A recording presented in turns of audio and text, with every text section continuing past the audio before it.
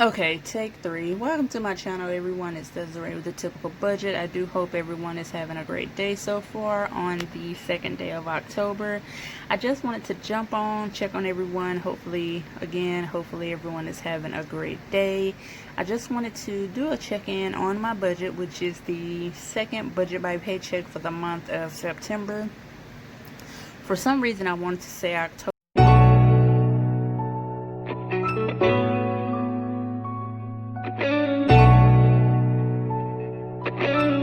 but that's not correct. I wanted to just explain where the extra income came from and just show you all what I've been spending my money on. So let's get started.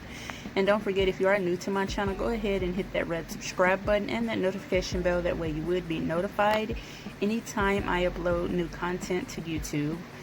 So when it comes to the original budget, was $1,558. I really wasn't worried about the cents, so I didn't add it in. Now when it comes to the new income, we're budgeting off of $2,309.43, and I'll explain in the video where that extra money came from. So of course, when it comes to the rent, that's always the same, and I break the rent down into 2 payments. When it comes to Capital One, I budgeted for $80. I spent $80 on the bill.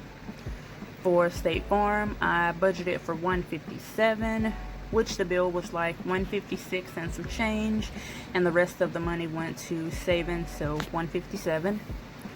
Now when it comes to Mom's birthday, I really didn't have a certain number for her because she deserves everything, but I did attempt to budget for $100.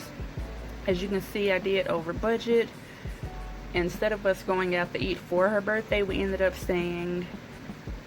eating at my sister's house and spending most of the night there, which is a good thing. And then I ended up buying my mom a new comforter set because she was talking about one that was on Macy's site for sale, and it was $27, but it did go back up to $100, which I'm glad that I was able to catch it on sale. Then I gave her a little bit of cash. When it comes to emergency only, I budgeted for $270, which I ended up only putting $70 in. When it comes to cash envelopes, I did budget for $345, and right now I've only spent $191, and I will show you where the money went to once we get finished with this page here.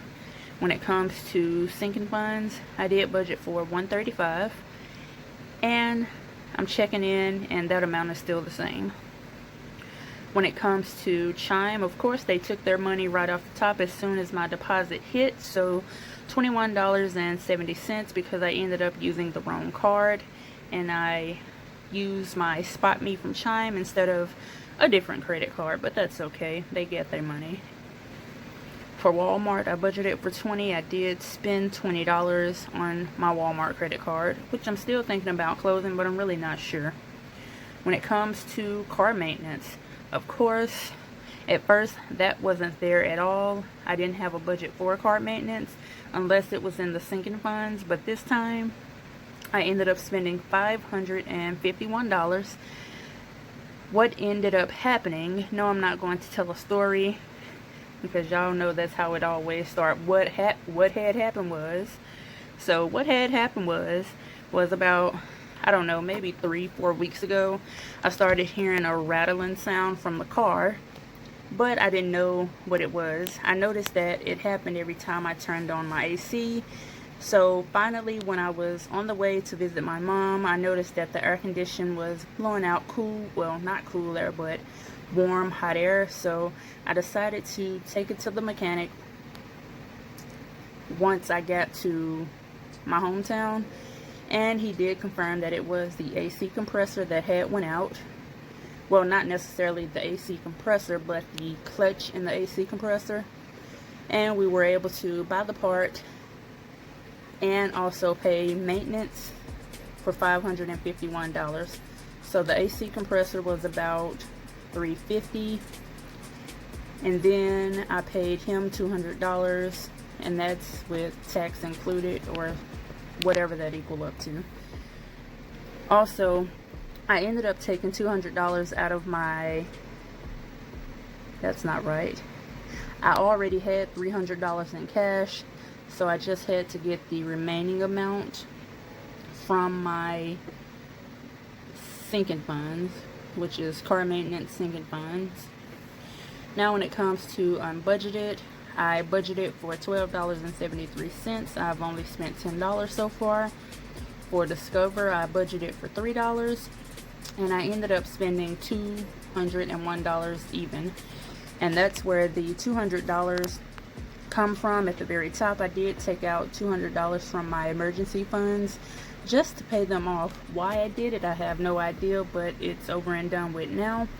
Next, for LCU, I decided I wanted to pay them $52, and the crazy thing about that is I paid $52, and for some reason the money did not come out the bank. I ended up getting charged $25 for a return payment, so I ended up paying them $40 only. And once you go to the bottom, add everything up, everything equal to $1,952.16. Yeah, that's crazy. I actually called the bank to see if they would waive that $25. I'm not sure if they did it or not, but if not, that's totally fine. I do hope you guys have a great rest of your day and or night, depending on when you're watching this. Don't forget to like, share, and subscribe. Have a great day.